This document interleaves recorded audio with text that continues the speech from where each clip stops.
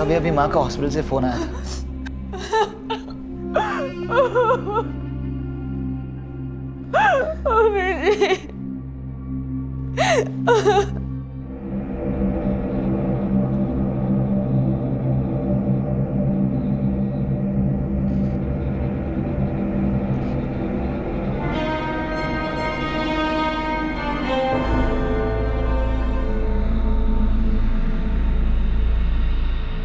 गला किसी तेज धार वाले चाकू से काटा गया है।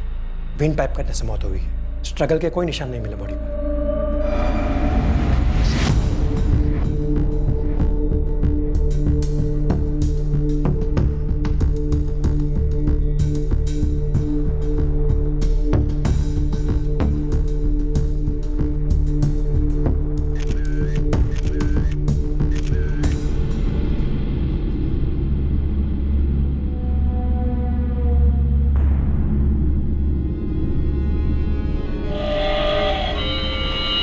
कौन हो तुम? और यहाँ अंदर कैसे आ गए? अरे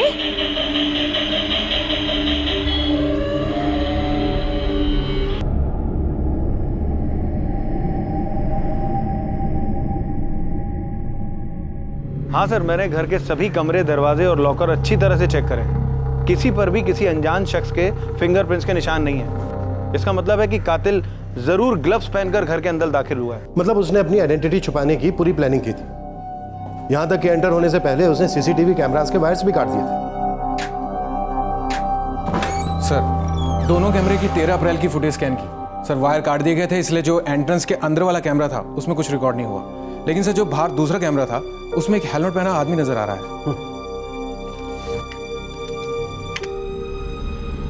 सर, यही। दूसरे कैमरे की सीडी लगाओ। सर, एंट्रेंस डोर पे आने से पहले वायर काट दिए गए थे, तो इस कैमरे में तो कुछ रिकॉर्ड नहीं हुआ।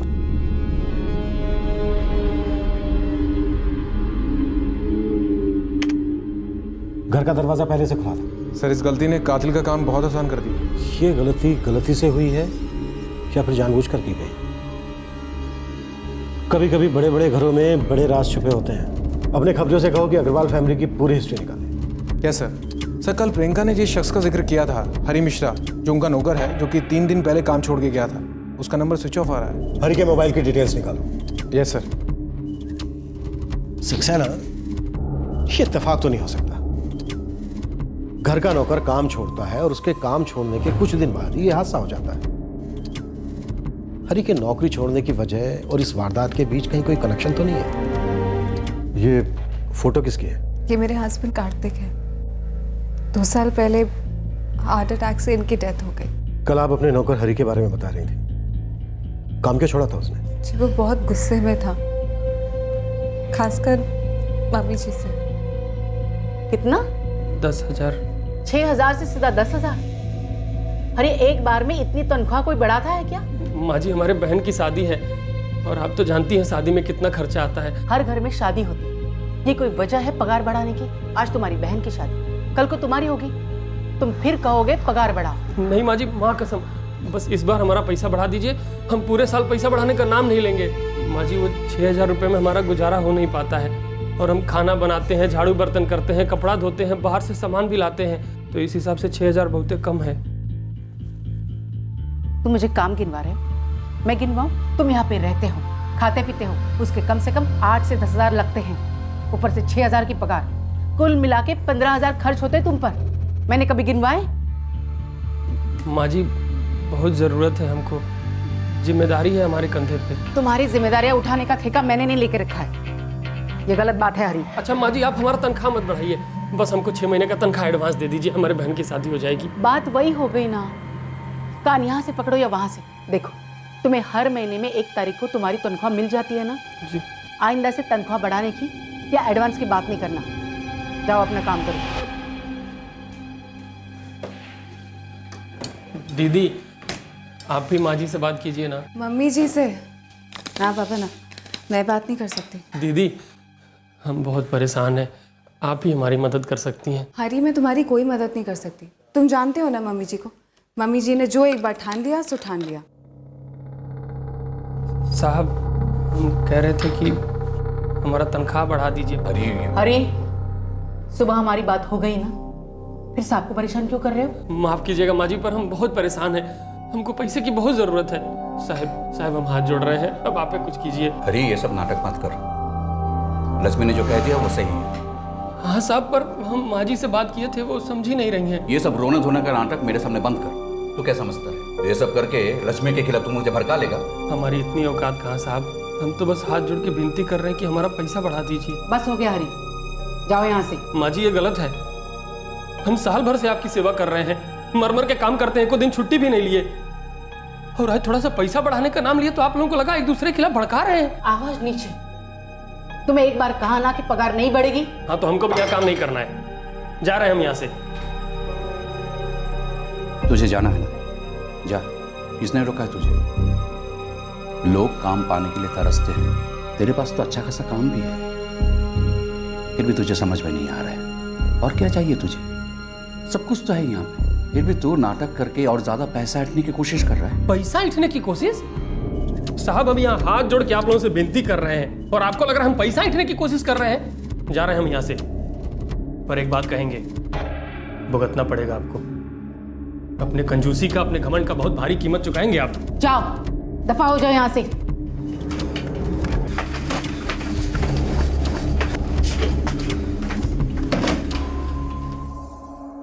और फिर वो चला गया। हम नया नौकर ढूंढ ही रहे थे, तब तक सारे घर का काम मैं ही संभालती थी। वो जाते जाते धमकी देकर गया था? जी सर, मैंने कभी भी हरी को इससे पहले इतना गुस्सा होते कभी नहीं देखा। इस वक्त उसका फोन स्विच ऑफ है। उसके गांव का एड्रेस या उसके किसी दोस्त का नंबर होगा आपके पास? जी नहीं सर, एक्चुअली हरी पहले हमारे घर पे काम करता था। मौसी के यहाँ जरूरत थी, इसलिए हमने उसे यहीं भेज दिया था। और आपके यहाँ किसने भेजा था? मैं कुछ सामान खरीदने मार्केट गई हुई थी। हरी अचानक सामने से आया और काम मांगने लगा। कब की बात है? करीब 1.5 साल पहले।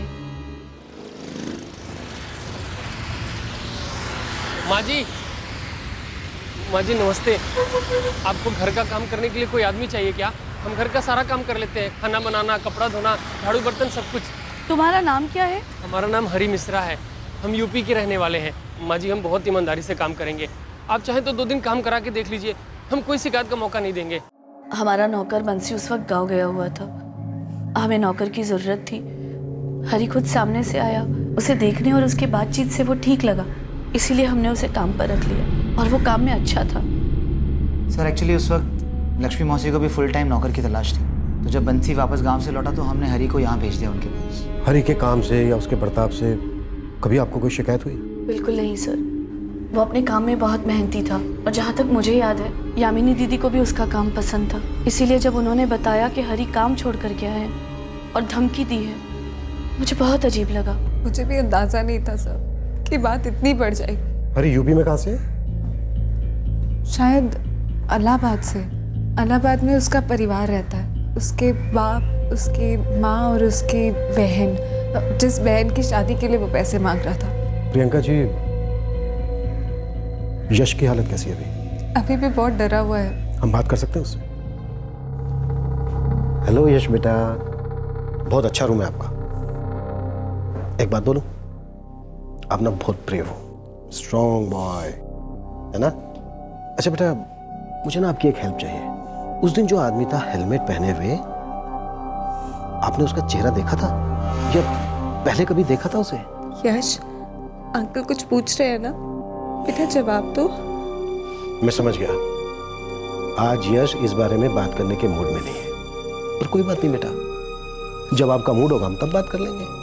उस आदमी ने आपको बाथरूम में बंद कर दिया था और डराया भी होगा, लेकिन अभी आपको डरने की जरूरत नहीं है। अब ना हम उसे डराएंगे, ठीक है?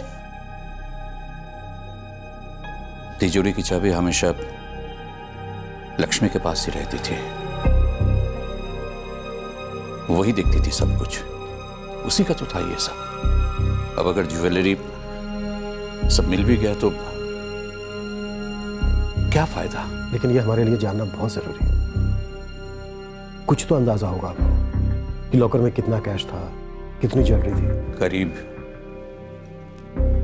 10-15 लाख की ज्वेलरी थी और 5 लाख के आसपास कैश था। सर, हरी ने जो सिम कार्ड खरीदा था उस पे एड्रेस लक्ष्मी अग्रवाल के घर का ही है। हमने प्रियंका से ही बात की। उनको कहना है कि वो फ़ोन उन्होंने हरी को खरीद के दिया था और जिस दिन वो काम छोड़ के गया वो फ़ोन भी अपने साथ ले गया था। हरी के कॉल रिकॉर्ड से कुछ पता चला? सर पिछले 1 महीने की फ़ोन रिकॉर्ड्स में हरी ने सबसे ज़्यादा बातें इलाहाबाद में अपने पिता ओम प्रकाश मिश्रा से की हैं। हरी अपनी बहन की शादी को लेकर बहुत टेंशन में था। हो सकता है वो पैसे लेकर वहीं भाग गया। हरी के पिता को फ़ोन मत करना, अचानक जा पहुंचेंगे। हो सकता है हरी हमें वहीं मिल जाए। सर ज्वेलरी भी चोरी हुई है और हरी को पैसे की ज़रूरत थी। अगर हरी गाँव नहीं गया और यहीं पे है तो वो ज्वेलरी बेचने की कोशिश ज़रूर करेगा। अपने खबरियों से कहो कि जो ज्वेलर्स लूट के माल में डील करते हैं उन पर नजर रखें। Yes sir. मुझे लगता है कि यश खूनी को अच्छी तरह से पहचानता है, तभी वो इतना ज्यादा डरा हुआ है, कुछ बोल नहीं पा रहा। ये केस जितना सिंपल लग रहा है ना, उतना है नहीं। अगर हरी इसमें इन्वॉल्व है तो वो अकेला नहीं है, कोई और भी है जिसने उसका साथ दिया।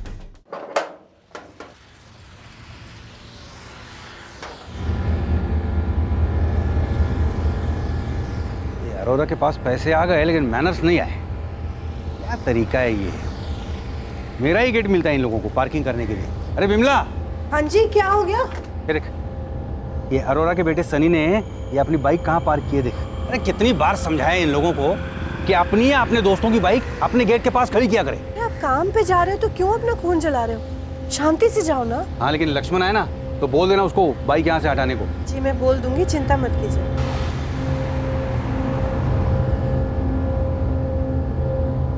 नहीं साहब, हमारा हरी ऐसा कर ही नहीं सकता। हम अपने बेटे को अच्छी तरह से जानते हैं। इतनी अच्छी तरह से जानते हो तो फिर ये भी जानते होगे कि हरी इस वक्त कहाँ है। 4 दिन से उससे हमारी कोई बात नहीं हुई है, उसका फोन भी बंद है। हमें तो आपसे ही पता चला कि उसने नौकरी छोड़ दी। हमने तो सोचा था कि जानवी की शादी के लिए कैसे भी करके पैसा इकट्ठा करके ही रहेगा। शायद आपके बेटे हरी ने भी ऐसा ही सोचा। जब उधार मांगने पर उसकी मालकिन ने उसे पैसे नहीं दिए तो उसने नौकरी छोड़ दी। अपनी मालकिन का खून करके 10 से 15 लाख के जेवर और 4 से 5 लाख रुपए कैश लेकर फरार हो। नहीं साहब, हमारा हरी ऐसा नहीं कर सकता। हम उसे अच्छी तरह से जानते हैं। अगर उसने ऐसा कुछ नहीं किया है तो फिर वो अपना फोन बंद करके क्यों बैठे? आप लोगों से बात क्यों नहीं कर रहे? मेरे भैया ऐसा कर ही नहीं सकते हैं। आपको अगर विश्वास ना हो तो जाइए उन लोग से पूछिए जहाँ भैया पहले काम करते थे। हरी जिस हालात में था, क्राइम का खाता अक्सर ऐसे ही हालातों में खुलता है। किसी चीज के ना मिल पाने का मजा पता नहीं कब आक्रोश बनकर फट पड़ता है। इंसान वो कर बैठता है जो उसे नहीं करना चाहिए था। इस बीच हरी अगर आप लोगों से कांटेक्ट करता है तो कुछ भी छुपाइएगा नहीं, तुरंत हमें बताइए।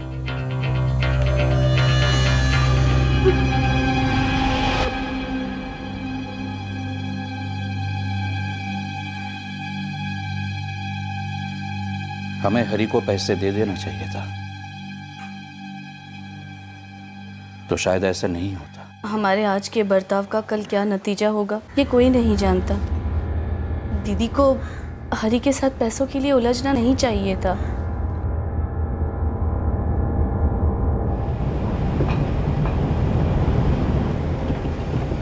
पर बिमला, तूने लक्ष्मण से कहा नहीं बाइक यहाँ से हटाने को? मेरे दिमाग से ही निकल गया। और आप भी क्या रोज रोज एक ही बात के लिए अपना बीपी हाई करते रहते हैं? गेट खुल तो जाता है हमारा। एक दिन ना इसके दोनों टायर की हवा निकाल के सारे पुर्जे अलग करके जाके कबाड़ी में बेच के आऊंगा बाइक, तब जाके समझेंगे ये लोग।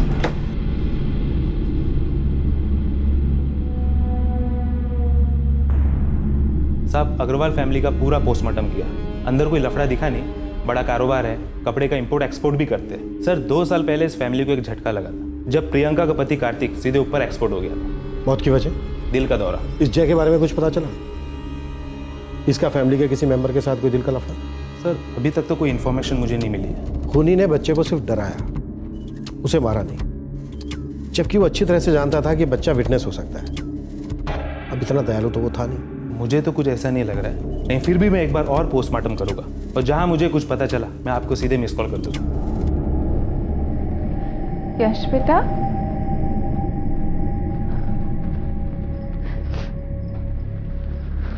यश बेटा, मम्मी ने ना आज आपकी फेवरेट खीर बनाई है। खीर खाओगे ना?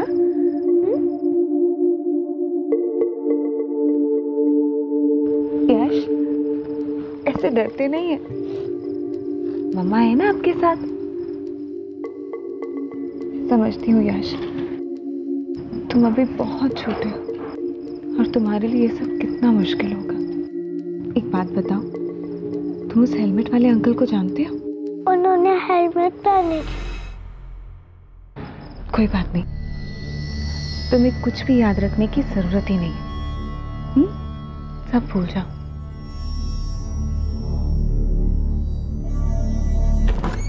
सर, हरी की सेल डिटेल मिल गई है सर। 13 अप्रैल को यानी कत्ल के दिन उसका फोन शांतिगंज के आसपास ही था और उसका फोन उसी एरिया में स्विच ऑफ भी हुआ था। हर कड़ी हरी को इस केस में और भी मजबूती से जोड़ रही है। मैंने हरी के पुराने मालिकों से बात की, सब उसकी बहुत तारीफ कर रहे थे। एक पल के लिए तो मैं भी सोचने लगा कि हरी हालात का मारा है, उसने किसी को नहीं मारा। पर मर्डर के दिन हरी के फोन का उस एरिया में होना, इसकी कोई और वजह हो ही नहीं सकती। Right sir. हरी के फोन रिकॉर्ड्स में एक नंबर और है, पंकज शर्मा का। हरी के घर छोड़ने के बाद उसका फोन फिर से ऑन हुआ। सर एक बात और, हरी और पंकज की फोन लोकेशन बिल्कुल सेम थी, प्रतीक मार्केट, और पंकज रहता भी उसी एरिया में।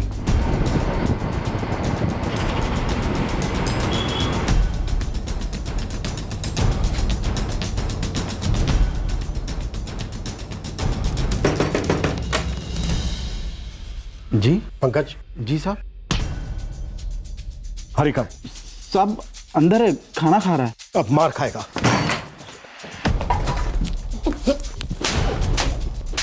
क्या हो गया साहब?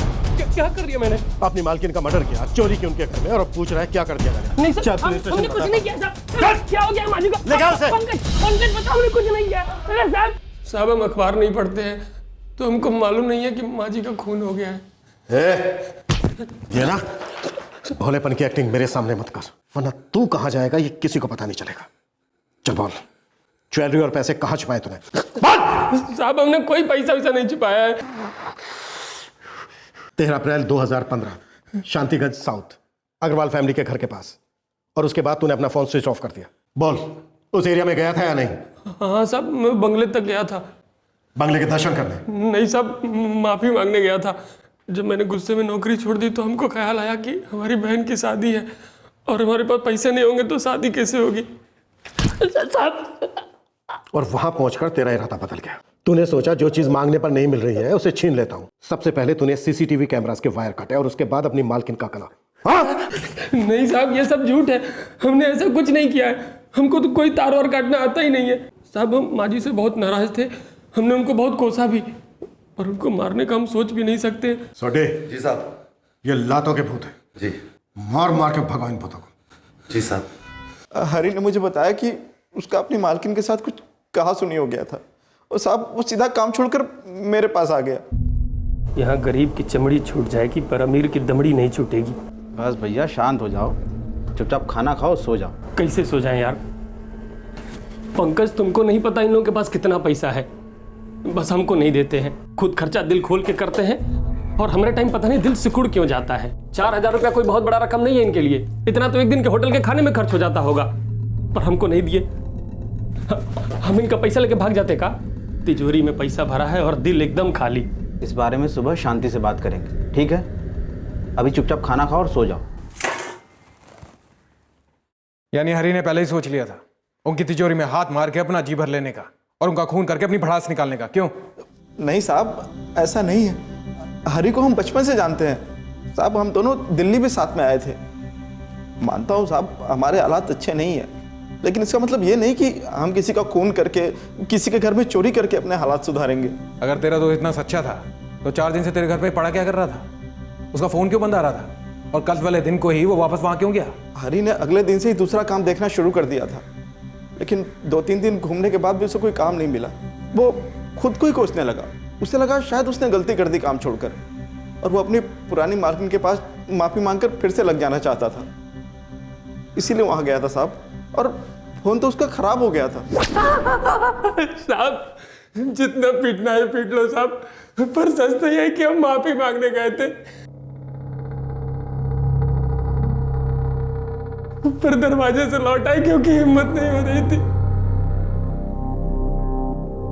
बहुत तोड़ा हरी को, लेकिन वो अपनी बात से पलटा नहीं। मुझे लगता नहीं सर कि उसने चोरी या खून किया है। सर उसका दोस्त पंकज भी ये बोल रहा है। सर पंकज का पूरा घर छान मारा, लेकिन लूट का कोई सामान मिला नहीं, और हरी का कोई दूसरा ठिकाना हो ऐसा सर लगता नहीं। वो जहां जहां काम करता था उन्हीं घरों में रहता था सर। ये हरी एक्टिंग अच्छी कर रहा है या फिर सच में अच्छा आदमी है? अब तक हम यही मानकर चल रहे थे कि हरी ने ये मर्डर पैसों के लिए किया। अगर हरी बेकसूर है तो ये भी हो सकता है कि ये मर्डर पैसों के लिए नहीं बल्कि किसी दूसरे मकसद के लिए किया गया। सर कहीं हरी और लक्ष्मी के बीच हुई गर्मा गर्मी में कोई तीसरा अपनी रोटी सेक गया हो सकता है उसे फंसाया गया हो, या उसका बैड लक कि वो गलत टाइम पे गलत जगह मौजूद था। मिस्टर अरोड़ा, आप अपने बेटे को समझाते क्यों नहीं है? वो और उसके दोस्त हमेशा मेरे गेट के सामने ही बाइक क्यों पार्क करते हैं? मिस्टर सिंह, आप बेकार में बात बढ़ा रहे हैं ना। सनी ना उसका कोई दोस्त आपके घर के सामने गाड़ी पार्क करता है। तो ये किसकी बाइक है? अरे जरा पूछो अपने बेटे से, किसकी बाइक है ये? क्या हुआ पापा? बेटा ये बाइक तुम्हारे किसी दोस्त की है? नहीं पापा, ये बाइक तो पिछले 2 दिन से यहाँ खड़ी है। मुझे लगा इनके यहाँ कोई रिलेटिव आया होगा। ये जरूर तुम्हारे ही किसी दोस्त ने पार्क की है और चला गया यहाँ से। अंकल, मेरा कोई दोस्त ना बिना नंबर प्लेट के बाइक नहीं चलाता।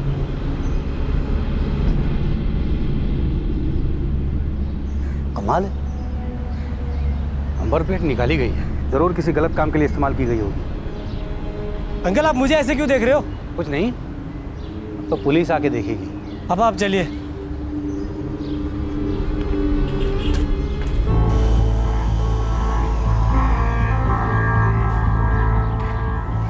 ये रही वो बाइक। इस बाइक को पुलिस स्टेशन लेके जाते हैं।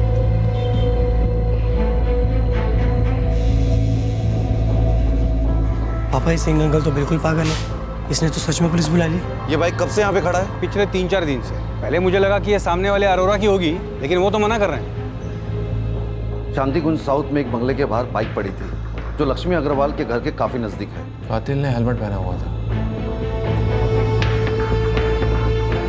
आज उसे पता करो ये बाइक किसके नाम पर रजिस्टर्ड है। सर ऑलरेडी कांस्टेबल भेज दिया गया है आरटीओ में, अभी पता चल जाएगा। गुड।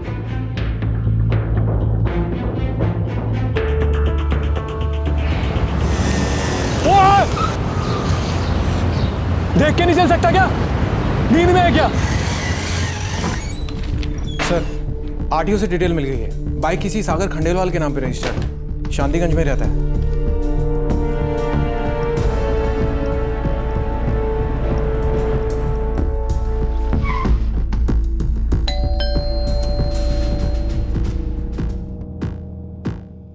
सागर खंडेलवाल यहीं रहता है? क्या काम है आपको सागर से? हमारे कुछ सवाल हैं, उनके जवाब चाहिए आपके बेटे सागर से। वो इस वक्त घर पर नहीं है। ये सागर की बाइक है? जी हाँ। शायद फोटोग्राफ आपने ध्यान से नहीं देखा, बाइक पर नंबर प्लेट नहीं लगी है। बिना नंबर प्लेट की बाइक चलाता है आपका बेटा?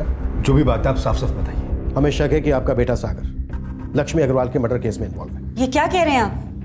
मेरा बेटा इंजीनियर है, वो पढ़ा लिखा है, वो ऐसे काम नहीं कर सकता है। इंस्पेक्टर, हम इज्जतदार लोग हैं, हमारा बेटा ऐसा काम कर ही नहीं सकता।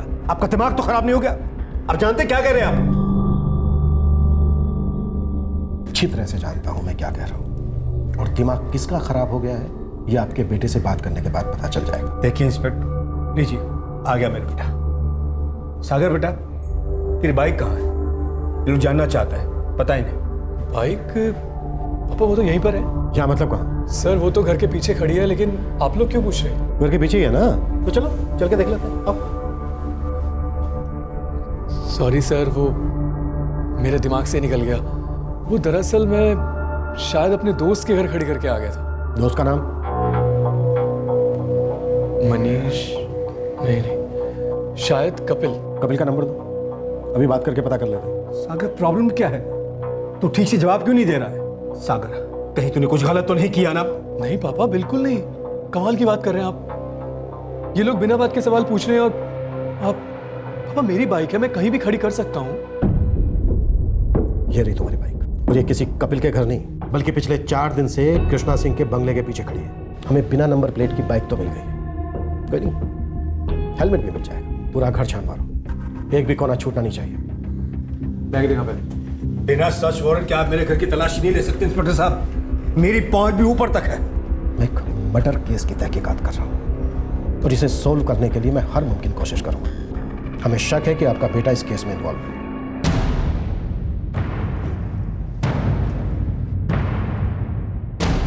सर ये नंबर प्लेट्स और हेलमेट मिला है। मैं समझ सकता हूँ इस वक्त आप लोगों पर क्या बीत रही है। उस घर के सीसीटीवी फुटेज से हमें पता चला कि कातिल ने हेलमेट पहना हुआ था। ये वही हेलमेट है आपके बेटे की बाइक का बिना नंबर प्लेट के मिलना और इसके पास से इतने सारे पैसे मिलना। इन सब बातों से यह साबित होता है कि आपका बेटा सागर लक्ष्मी अग्रवाल मर्डर केस में इन्वॉल्व है।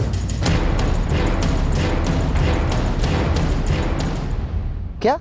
हाँ, पुलिस ने सागर खंडेलवाल को गिरफ्तार किया है। कब? आज सुबह। उसकी बाइक मिली है, इसी एरिया में किसी बंगले के बाहर पार्क थी। अच्छा ठीक है, मैं बाद में बात करता हूँ। या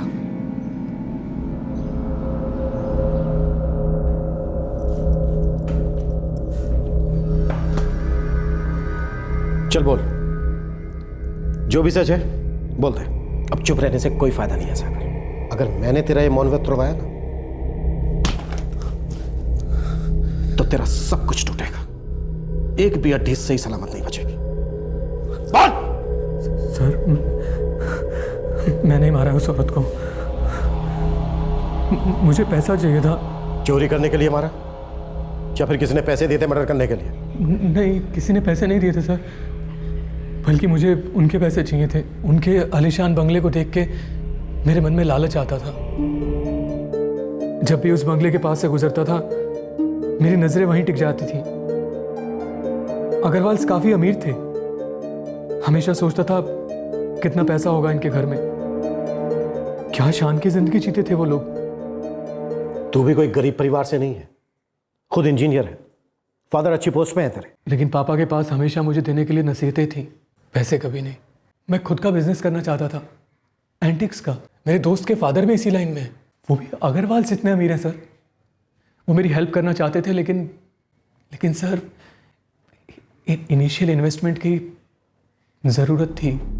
बेटा, ये एंटिक के बिजनेस का आइडिया तुम्हें कहाँ से आ गया? तुम इंजीनियर हो, मैं अच्छे से जॉब मिल जाएगी। पापा, मम्मी, मुझे 9 से 5 की नौकरी में कोई इंटरेस्ट नहीं है।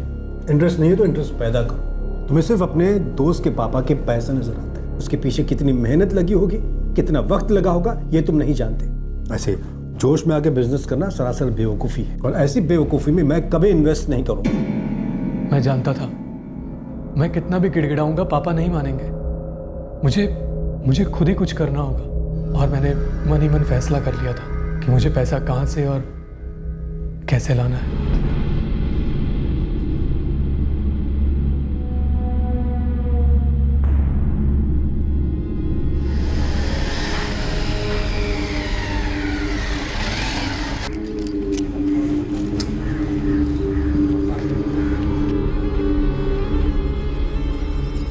घर का एक नक्शा मेरे दिमाग में छपा हुआ था।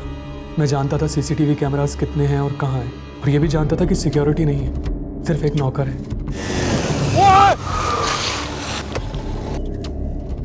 और जब पता चला कि उस नौकर ने काम छोड़ दिया है तो मुझे लगा यही सही मौका है, और इससे पहले कि कोई और दूसरा नौकर आ जाए मुझे हर हाल में ये काम करना था।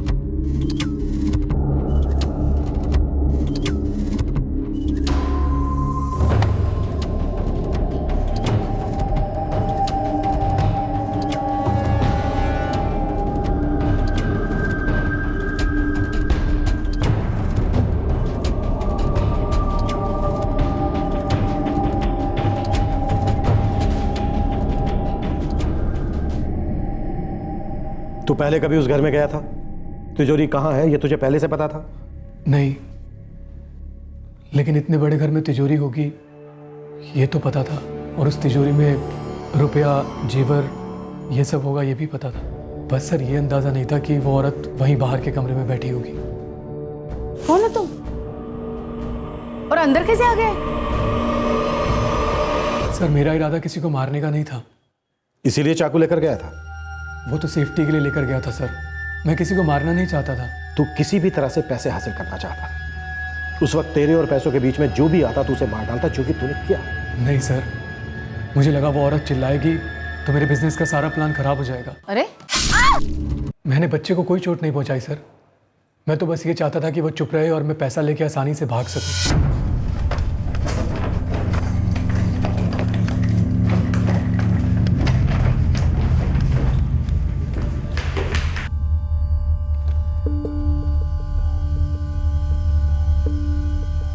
सर उस औरत को गेट पर देखकर मैं डर गया था और दीवार कूद के भाग गया। मैं बाइक लेने भी नहीं गया। मुझे लगा जैसे ही हेलमेट वाली बात पता चलेगी तो सब लोग ये सोचेंगे कि हमला करने वाला बाइक पर ही आया था। तूने वाकई में ऐसा सोचा कि तू लूट के पैसों से अपना बिजनेस खड़ा कर पाएगा? 10 लाख रुपए मिले थे सर, ज्वेलरी बेच के। वो पैसा तेरे कभी काम नहीं आता, क्योंकि वो पैसा तेरा था ही नहीं। मेरा तो कभी कुछ था ही नहीं सर। जो था वो भी कभी मेरे काम नहीं आया, यहां तक कि मेरे पापा भी नहीं। उनके पास पैसे तो थे, लेकिन मेरे लिए कुछ नहीं था। खुद पे तरस खाना, बहाने बनाना बंद कर सागर। अगर तेरे फादर तेरा सपोर्ट नहीं कर रहे थे तो खुद मेहनत करके अपना बिजनेस खड़ा करता और दिखाता उनको एक सक्सेसफुल बिजनेसमैन बनकर। डकैती और खून के पैसों से आदमी बिजनेसमैन नहीं बनता है, मुजरिम बनता है, जैसे कि तू बना। एक अपराधी, एक हत्यारा।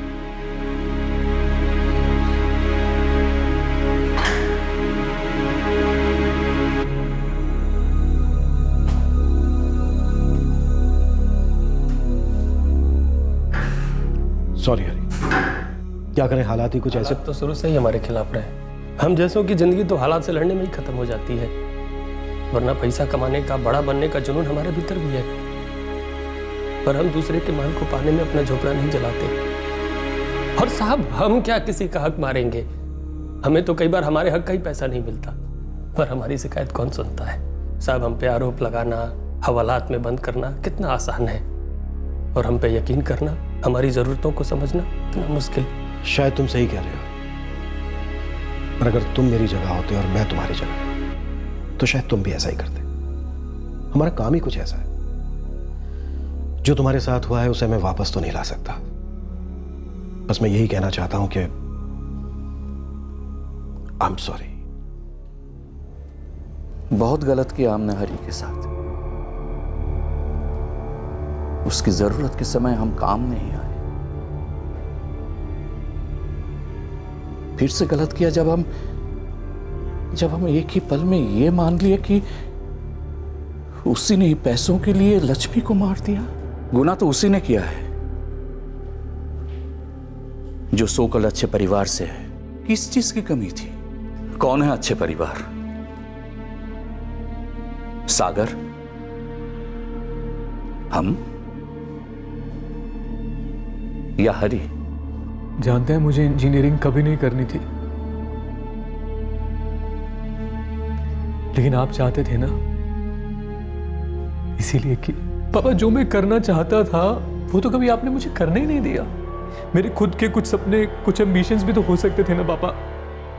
बिजनेस करना चाहता था और उसके लिए मुझे पैसे चाहिए थे। आपके पास नहीं आता तो कहां जाता? गलती मेरी ही है बेटा,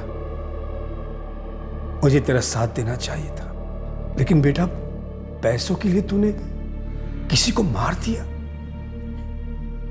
तेरे सपने किसी की जिंदगी से बड़े कैसे हो सकते हैं? सॉरी पापा, मुझसे बहुत बड़ी गलती हो गई। पापा, माँ, मेरे दिमाग में गंद घुस गया था। मैं सब कुछ साफ साफ देखते हुए भी कुछ देख नहीं पा रहा था, और अपने ही हाथों अपनी जिंदगी खराब कर ली मैंने।